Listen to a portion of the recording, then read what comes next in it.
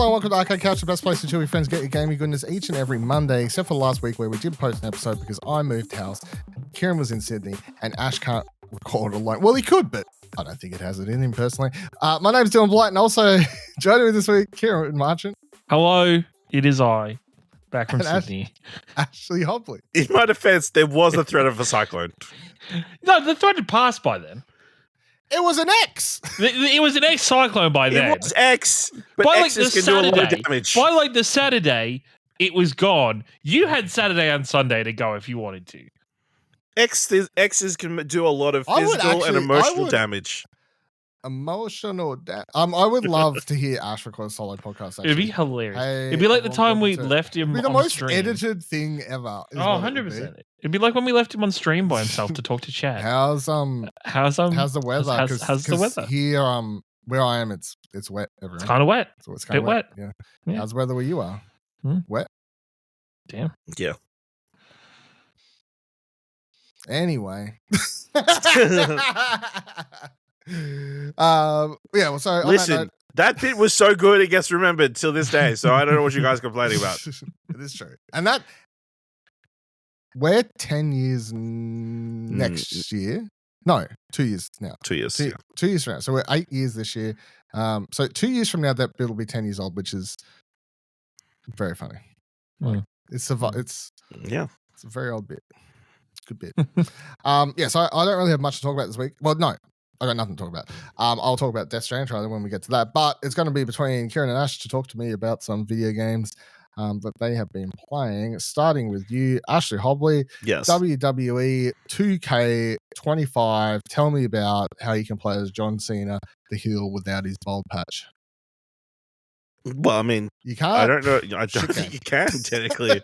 Yeah, it's too soon. That happened too soon. You know. Obviously the latest yearly edition of 2K. I guess the big edition this year is the Island, which is the WWE 2K edition of the City, which is a massive hit in NBA 2K, in which you create your own wrestler and then explore like a island world, hub world, in the hopes of earning a WWE contract from Roman Reigns. That is the premise. It is basically an attempt to make you earn and then potentially just buy VC or virtual coins so you can power up your character as quickly as possible. They kind of hoping this will be the big money-making scheme for this franchise going forward. This is obviously version 1, so it is pretty mediocre, not good. So I mean, it's just a hub world, and you go around doing missions, which then just transfer you straight to like a ring to fight whoever. What are the missions? Like the missions are. It's like, hey, I want you to fight Johnny Gargano. Hey, I want you to fight in a tag team. Really I haven't really done much of it because it is like pretty brutal. Brutal isn't bad, or it's just brutal. Not. It's very vacant. Would be my first thing. Like the hub world. Like obviously, I got it early, so there wasn't a lot of players going around. But I don't feel like it was meant to have it being populated with virtual players in the same way 2K is. And yeah, my number one irk straight out of the gate. I don't know if this is being patched or not. No map button. So there's no map for you to look where to go. They want you to explore. Just learn it. Just learn the island. Learn the real. It's an island. It's not very big. But you don't like a notification of somebody you need to go meet is there, but it doesn't show up on any sort of map. Did you need a map in Yakuza? Yes. Infinite. It's Hawaii, man. You should know. Hawaii's a big place. This map is not as big, but it's still could have been. That's just like a very basic, like, you know, user interface help kind of thing. I think my big irk with it is you can get the wish fulfillment of creating your own superstar and like buying or like giving them whatever outfit you want and that kind of stuff in other ways in 2K that I don't understand why you would do this mode. You know what I mean? You can create a wrestler and then you can play through the My Rise mode. You can like choose whatever hair or change the outfits and that kind of stuff. Whereas in this mode, you get like the bare minimum at the start and then you have to buy everything. Why isn't this mode just included in the My Rise mode and make it like one of the things? Oh, it's absolutely going to be down the road.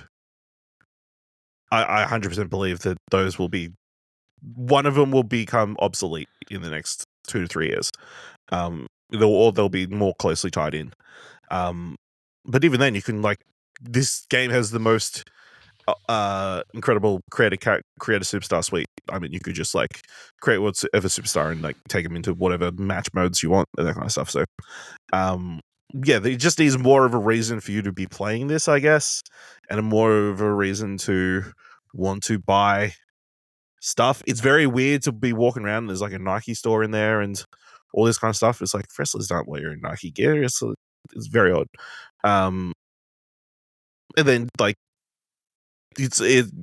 yeah, I mean, that's pretty much it. You know, you go around, you have matches. I feel like it would be cooler if there was more like interactive modes or like special modes like specific to the islands. My big thing was like, why can't I just go around and just like grab a chair and hit somebody? That's what I think about regular life personally. And just put some fake barbed wire in that. Why can't I just start a fight with anybody on the island straight away? You know what I mean? It's a good question. It is a good question. Visual concepts. There's got to be a ring, right? I got ideas. It doesn't have to be a ring. There's all these backstage brawls everywhere, you know? It's true. There's no back island brawls, so, you know. There could be. It's a new match type. New match type, back island brawls. I also played through the My Rise mode, which is a bit more. It's been cut down, I'd say, a little bit this year. The past couple of years, they've had like a male storyline and a female storyline for you to play through. This one, they're kind of tied together. The big thing is it's called My Rise NXT Mutiny. So the idea is that a whole bunch of superstars who came through NXT have performed like a takeover of WWE because they've been screwed over and not given the opportunities. Man, that's such a unique idea that's never been done before. I know. So, are they called the Nexus? No, they're called Mutiny. And they got shirts. And that's funny. They've got shirts. They got shirts. They've got a logo, Ciaran. They're making merch. Whoa. They are making merch. It looks pretty good. Yeah. So I mean, you play through that. Obviously, they want you to replay through it and make like different choices and that kind of stuff. So, I mean, it's fine. It's a little bit of a letdown for the last few years where I feel like that mode has been really fantastic and like the stories have been really good. Like there's some cool twists in this, but other than that, I don't think it has the same. I didn't get the same enjoyment as I had the last couple of years, and I don't feel it does not have the final payoff that I feel like the last couple of years have had. Also have been playing the margin modes. They switched it up this year where previously each player would do like 4 weeks of shows and then they would hold their own premium live event. This year they've made it more realistic, I guess, where everybody does 4 weeks of shows and then you have like a joint PLE at the end. But the idea is the opening show and the closing show, you contribute one superstar in each. If they win that match, you get like a special card to play. Okay. Each time. So it's like if you could win like 100,000, like for Money in the Bank, I think it was like 100. You get $100,000 if your player superstar wins Money in the Bank and that kind of stuff. So that's a nice like realistic change. There's a whole other bunch of smaller changes and that kind of stuff.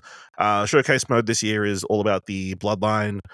So the entire, Samoan dynasty family going through all their fights and matches, and obviously a whole bunch of Roman Reigns kind of stuff there. So that's a really fantastic. And I mean, the other thing is Tamina match. Tamina at Money in the Bank. Yeah, absolutely. What if she won? Whoa. Then I guess the other thing that like features heavily in the My Rise mode is intergender fighting this year.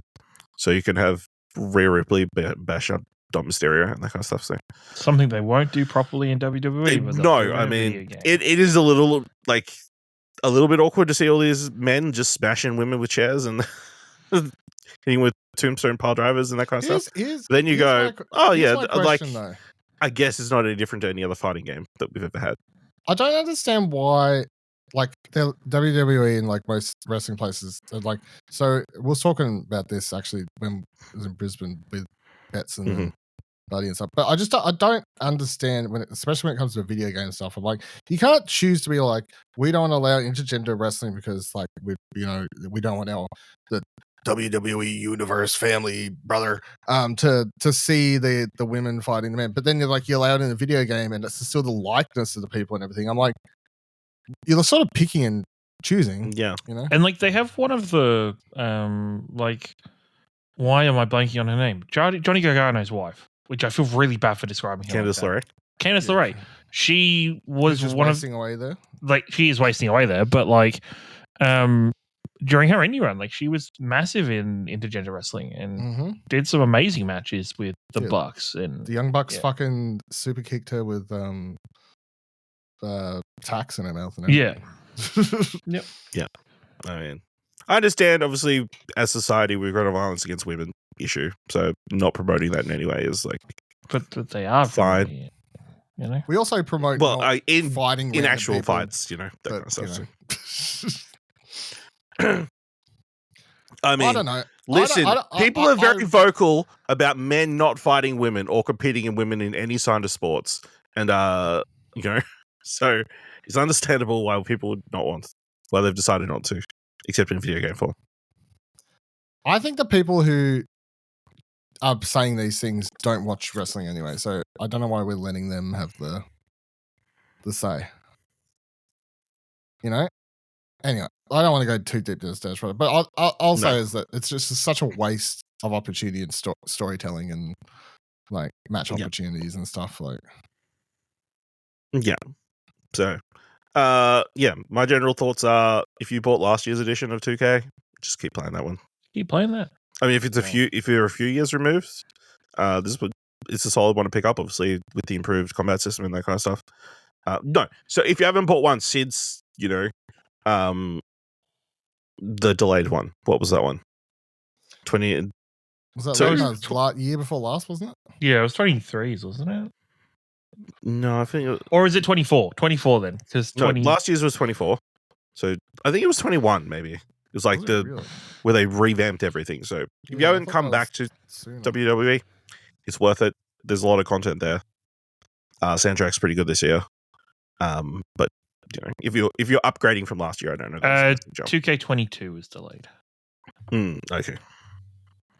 So, I mean, the roster's like the biggest roster ever. So, I mean, if that's what matters to you to pick it up, it's just obviously with these yearly titles, it's just very much dependent on what you care about and that kind of stuff. So, cool. Those are my thoughts. You gonna stick a score on this, or? I mean, probably like a 7.5 would be my gut instinct. Okay. All right. Actually, I'll just split this up so Ciaran doesn't have to talk about 2 games in a row. Let's talk about the... you're going to split this up? Yeah, I'll come back to that, actually. Sorry. I fucked the transition. I'm completely sorry. I'm so sorry. If I was Ash, I would add this. If only there was some form of tool that you could use to fix it. No. It's much funnier to leave it in now. I want to split the opinions on what to do in this. Yeah. Tell us about Wanderstop, Ciaran.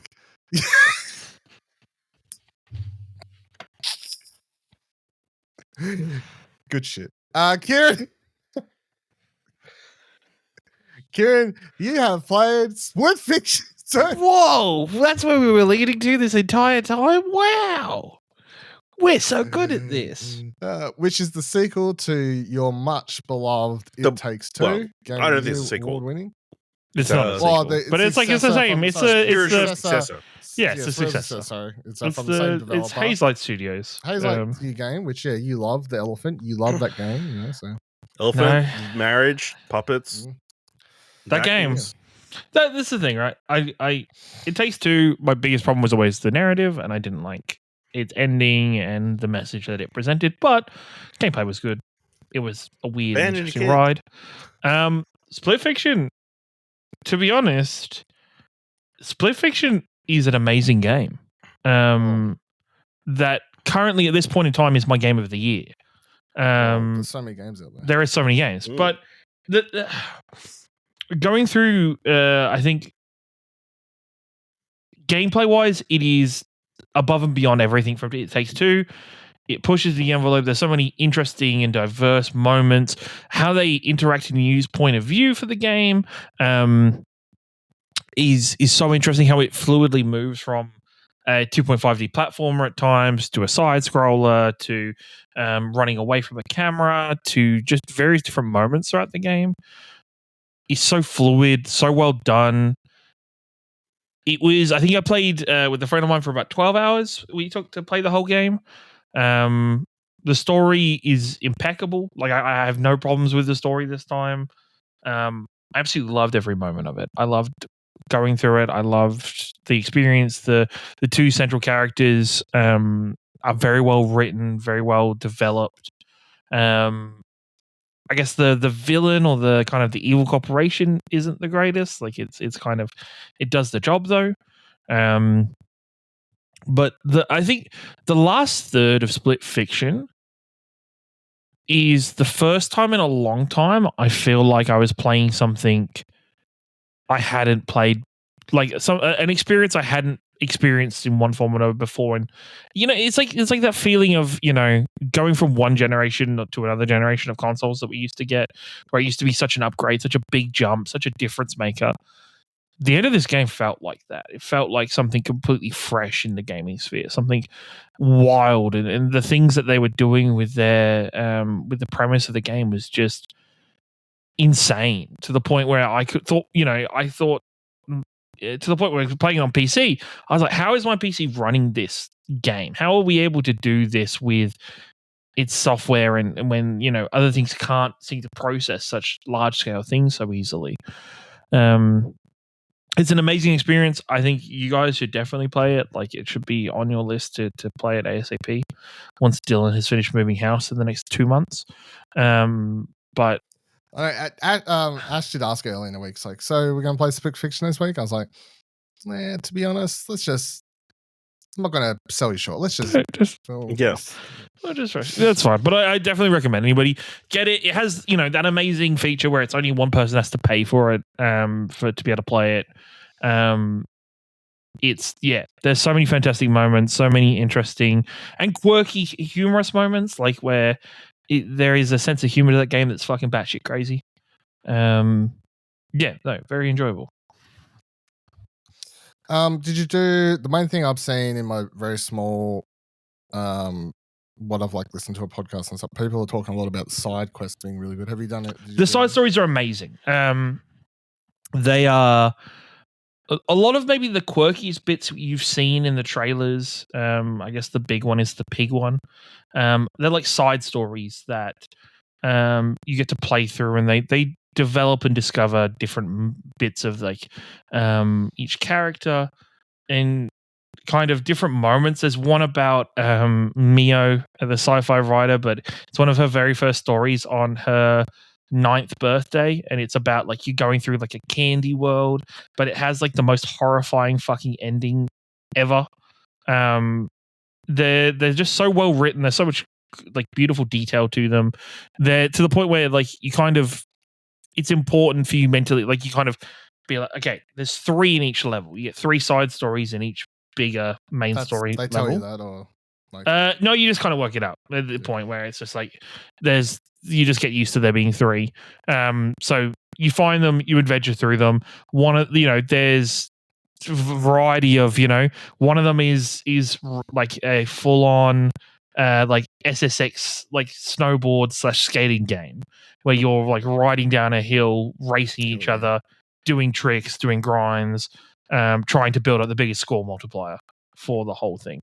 And of course, the beauty in, as it was in It Takes Two, as it was in A Way Out, is fucking with your ally, fucking with your friend.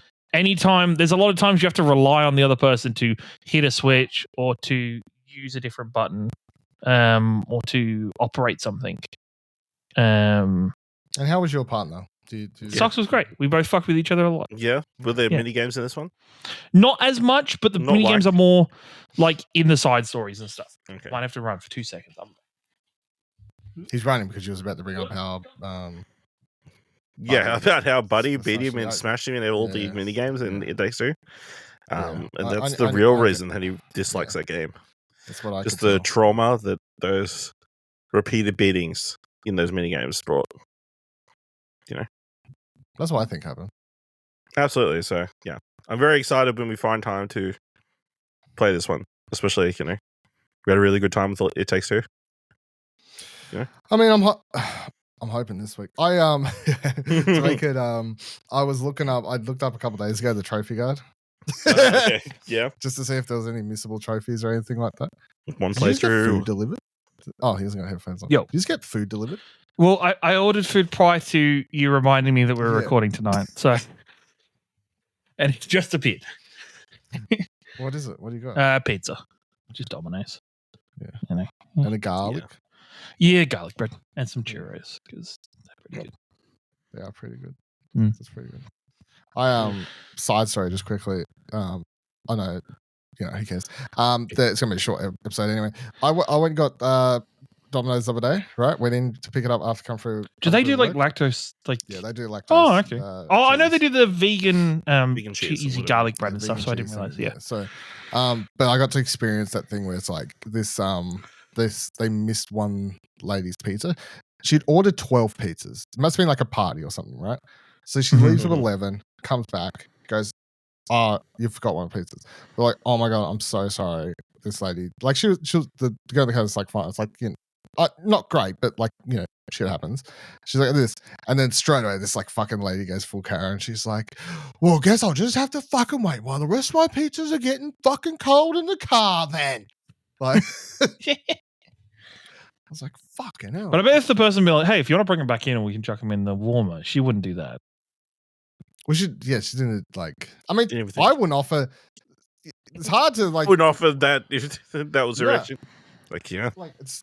I get why people like, even if that was something she could do. It's like, why the fuck, like, especially I don't know like what it's like there, but these places are all just run by kids. Like, I'm pretty sure the it's a child labor market. Yeah. I'm pretty sure the person who was running the kitchen, I guess, looked about 20, I think, and everyone else looked about 60. So, I'm sure they're all getting paid $16 an hour or whatever. Yep. The fuck, Anyway, yes, looking forward to playing Split Fiction. It's very good. You should definitely it felt really fun. It was really funny. I was like, oh, I was so glad and so happy that I loved the story and loved the characters, because it was like, all right, I can love this game. If this game wins Game of the Year, I can love this game and be supportive of it. Like, it is. Yeah, it was just nice after It Takes Two. Have you started gathering any?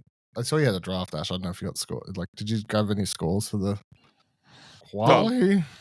Yeah, I did. I saw you hadn't published it, so I wasn't sure. I was like, maybe I shouldn't read those articles if I'm desperately want to play a game. No, not that tab. Because I've seen the scores for this one have been a bit more interesting, I think. It's got a 9.5 quality critic score. Okay. So higher than I thought, to be honest. I think the lowest was a 8 out of 10. Okay. And 4 out of 10 outlets gave it a 10 out of 10. Okay, maybe I'm talking out my mouth then. I thought, for some reason, it was getting some lower scores. Never Maybe mind. elsewhere, but Australians have taste. Australians and have sense of humor. They do. What's it setting at? I'm just having a fantasy critic, because obviously. Who had it? I think Ash has Split Fiction. Yes, I had Split Fiction. It's got a 90 on OpenCritic, so it's the joint highest score in Game of the Year with Kingdom Come Deliverance. Wait, did you have Split Fiction? What the fuck's Split Fiction? Oh, you had it New Game franchise. Yeah, 90. You got 20 points for it. Good for you. Yeah. Although I'm freaking out because obviously, I guess we're talking about this now. You know, we all joked at the start of the year, oh, Elder Scrolls Oblivion remake, that's never going to happen. Yep. Seems like it's going to happen. It's ridiculous. I can't pick that shit, so that's not good. We'll see. You're smashing at the minute, though. You are actually but I've had flying. You've had like 4 games released. He picked a bunch of games that were 5 games have been released so far, so that's why it looks how it does. Yeah, I don't think. Although I'm projected to smash you guys, but I'm projected to fucking. There's still plenty of time. It's a long year. We'll see. Oh, fucking hell. All right. South by Southwest had its show the other day. Fucking, what is this computer doing? So press start writes, Kojima took to the South by Southwest stage to show off a new 10-minute trailer for Death Stranding 2 on the beach and announced that the game will release on June 26th to PS5. The trailer looks absolutely epic, right, Shannon, showing off familiar new faces that will feature within Death Stranding 2 on the beach. If that wasn't enough for you, Collector's Edition as well as the Digital Deluxe Edition were revealed. The Collector's Edition contains the game, digital copy, Collector's Box, 15 each Magellan Man statue, art cards, letters from Hideo Kojima, 3-inch Doll Man figure, in-game items no one cares about, and stuff. Oh, I'm sorry, no, they do care about, because they care about the pre-order bonus gets you the custom hologram Quokka. Yeah. Hell yeah. The Quokka patch. The Quokka patch. Which just says happy. Which, I believe. Totally fair. I feel like I'd be happy too if I had a Quokka patch. Yeah. Trailer is phenomenal. It is art. Video games are sensational. I believe it's up for the Academy Award for Best Short Film next year. Yeah. It should be. All I know, I'm watching a trailer and I'm sitting there watching and going, man, I can't fucking wait for this game. Like, I honestly haven't, I can't remember the last time I watched a trailer and got like this, like was just like, yes, give this shit to me now. Inject this video game into my veins, Just, especially because, and I will say, I think part of that is obviously just because I obviously I really, really love the first game.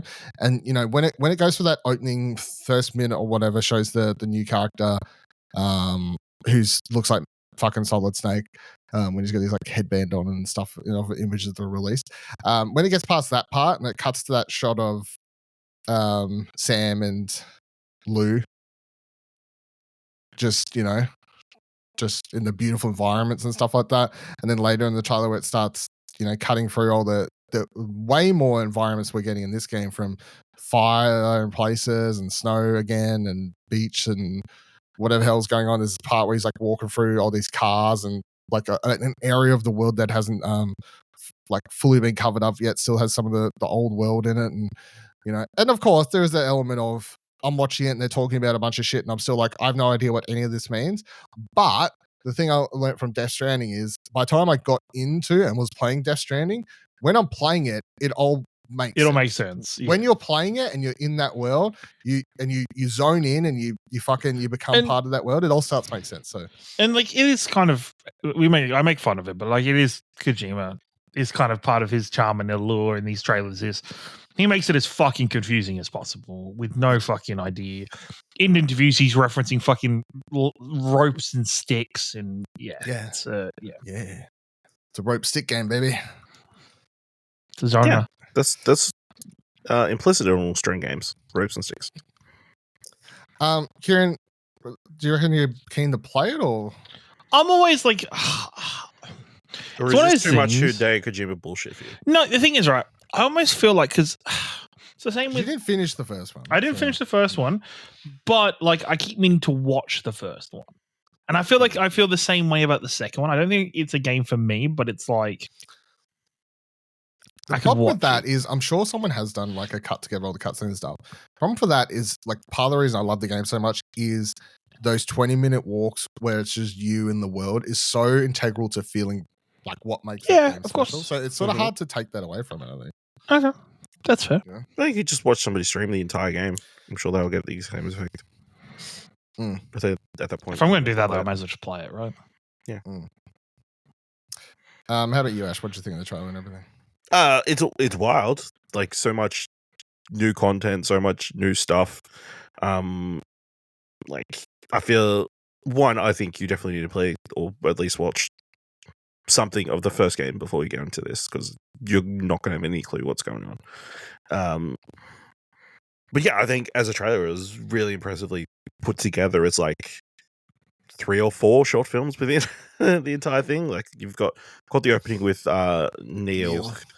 Played by Luca Marinelli, who apparently Kojima had previously said would look like Solid Snake if you just put a bandana on him. And he does. Like, he does. What else? You got the fragile Lou section where she explains why Lou isn't around anymore. Then you've got had to save Lou. Yeah. Or attempt to save Lou, but then also makes out like she gets fucking shot. I know what's going on there. There is so many questions out of this I want answers to, and it's just all over the place. You get the section with like the giant fucking kaiju monsters coming out of the ground, and then you end with fucking Magellan Man. Thanks to Higgs. Higgs is fucking octopus mouth. Yep. So much stuff, like all jammed in there. We don't only get the little doll dude, we also get like another robot dude as well. Like, yep, literally just like not being played by anyone. When they go for the cast, it's just like Robot Man. Doesn't have a cast, it's just Robot Man. Yeah, Charlie, who looks like a CPR doll. Yep. And then you got the Red Samurai. Fucking, just the number of people who are in this is freaking crazy. But then it also just looks like the last game. I was about to say, I think the character that sort of stood out the most to me is can't remember, Elle Fanning's character. Her Tomorrow. Like, Tomorrow, yeah. Obviously, she looks like she has an important role, especially since there's that moment where like her and Higgs are like touching, and looks like Corellium Bonding. is cut bleeding through them or something like that. Yeah. Okay. Are we still theorizing that Lou is Tomorrow?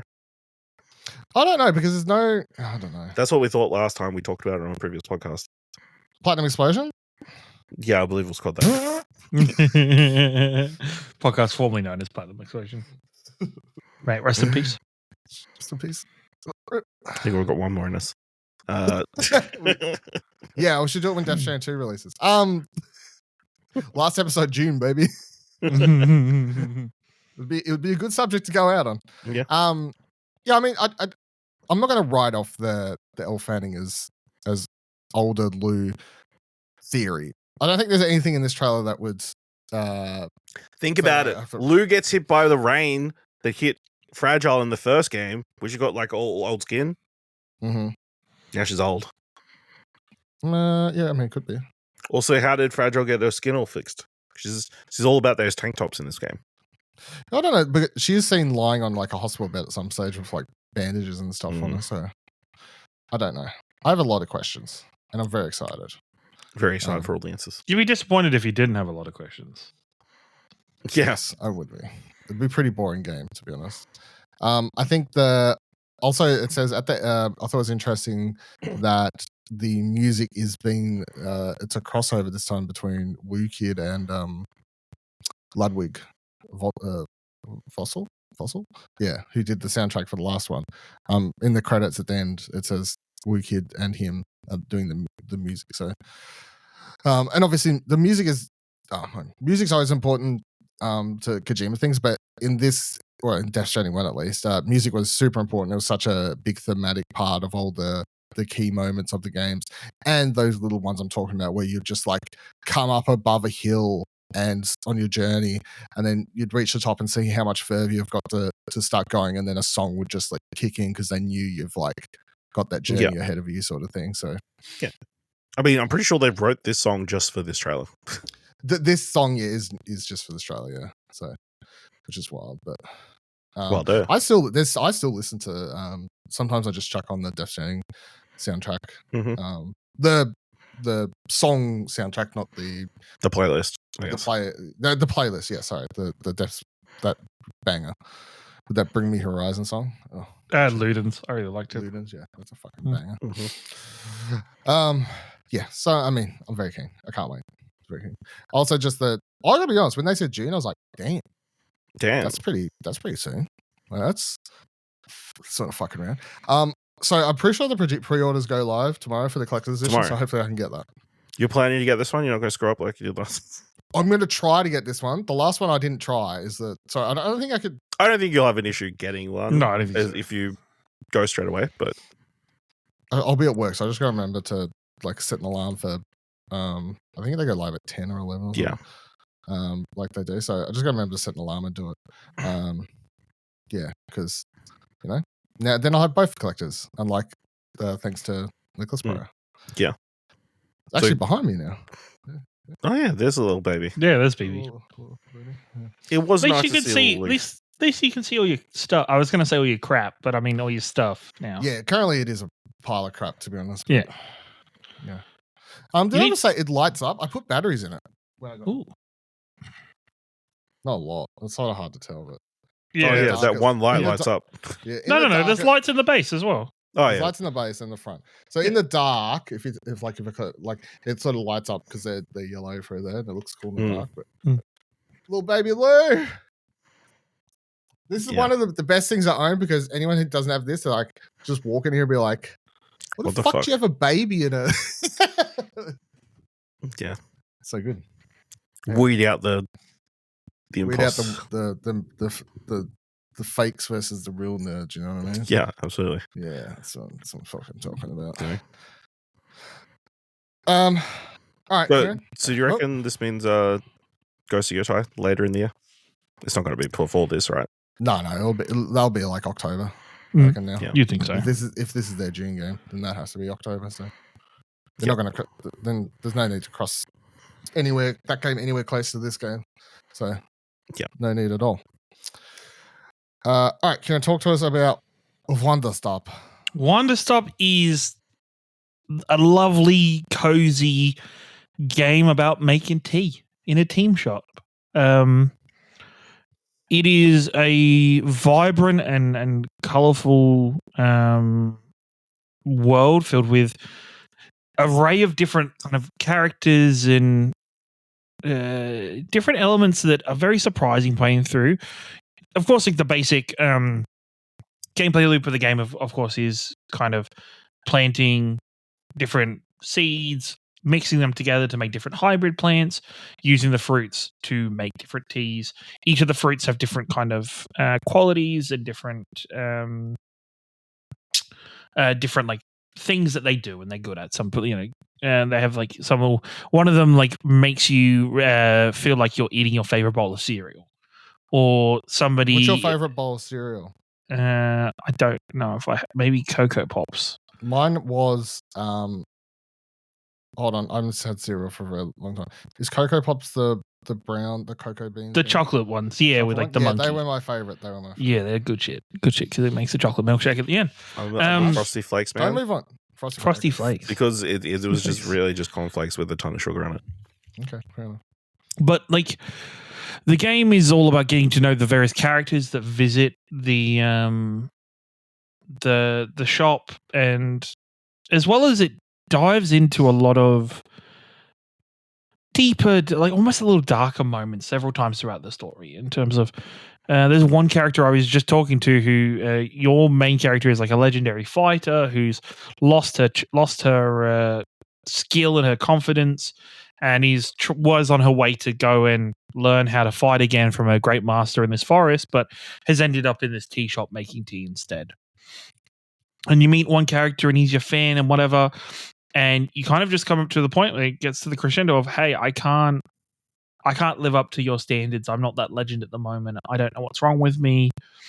And whatever, there's some confusion. That character leaves and he comes back, and there's this magic that, even though it feels like it's only been moments where he leaves and comes back, for him it's been days or weeks or months even, and like this one character comes back missing an arm, and it's like the big kind of dealing with that. My God. This is the worst. And dealing with that, Are you allergic to tea? No, apparently no. I'm not. You know, and then there's also these moments where like you make tea for yourself if you like. So I was getting in the loop of you always brew enough tea so you can give one to the customer and then drink it yourself. And the first time you drink each fruit, you kind of have to go and sit out at a bench that's like so a different view of the garden and the tea shop. And you have to, and like it plays through also like the main character remembering stuff and working through something.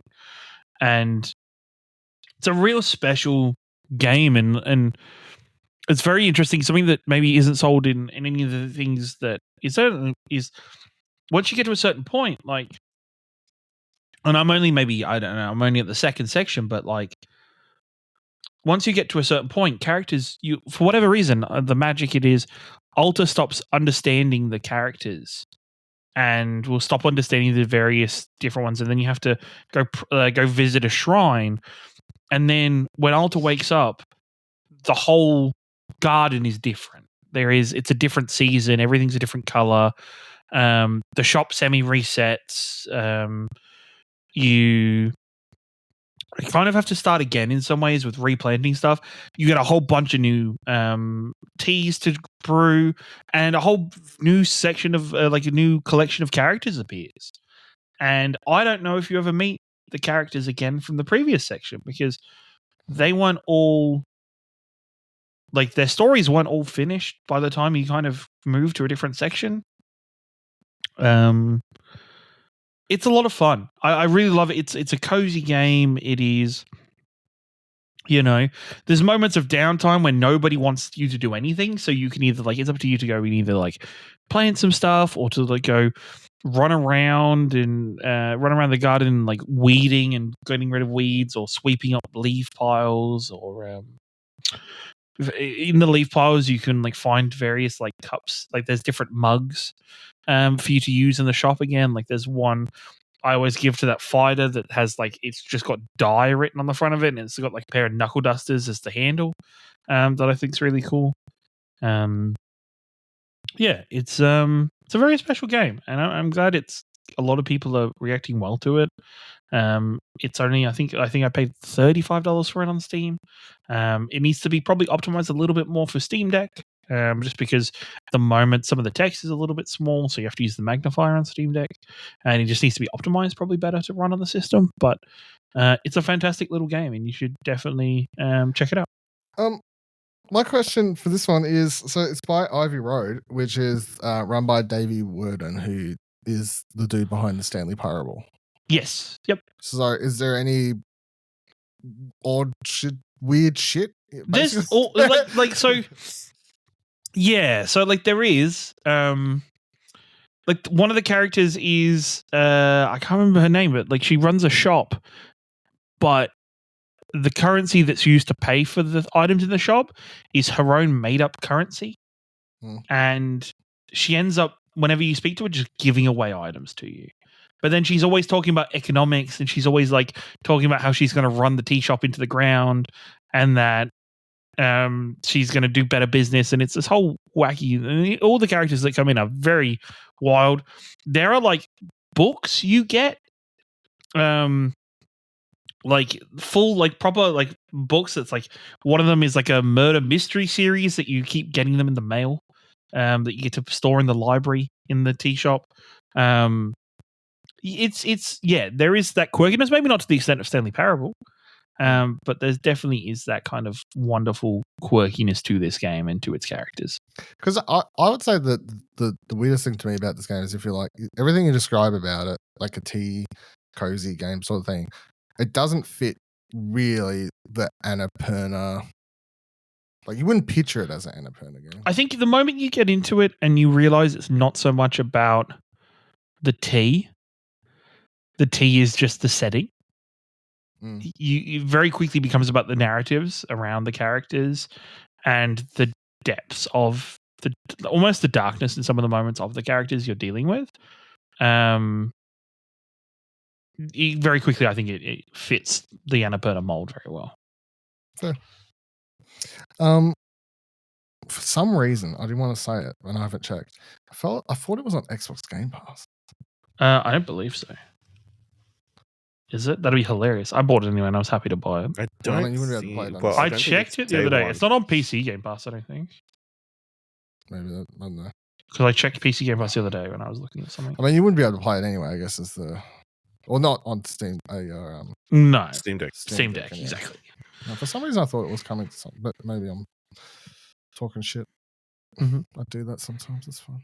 I think it's been on a lot of Xbox showcases. shows. Maybe that's why. Yeah, that's why. I was just associating that brand associations. You know, hit me. Here's my question: does that bird steal a lot of cups? The bird still fucking. You'll look and be like, "What the fuck?" Like, there's random packages. There's like this thing where like the magic in the world will sometimes accidentally grab people's mail and drop them off in the garden, and you'll just see like the penguins walking around with one, and you're like, "What the fuck are you doing?" You have to like pick them up and shake them so they drop it. They're very quirky little characters. I like the birds. They're very funny. Interesting. I advise not to shake birds in real life. Yeah, gotta give them a shake. Animals. Gotta give them a wheel. Yeah. All right, that should do it for this week's episode of Arcade Couch. Should be back next week, hopefully. More people having played more things. Assassin's Creed's out next week, so that's crazy. Yeah, that's your next Can you believe it? big video game calendar, everyone. So you keep up with that. It's gonna be good. Some people have review codes. I can safely say we don't. Yeah. People were allowed to post one screenshot. People were allowed to post one screenshot last night, which was very weird.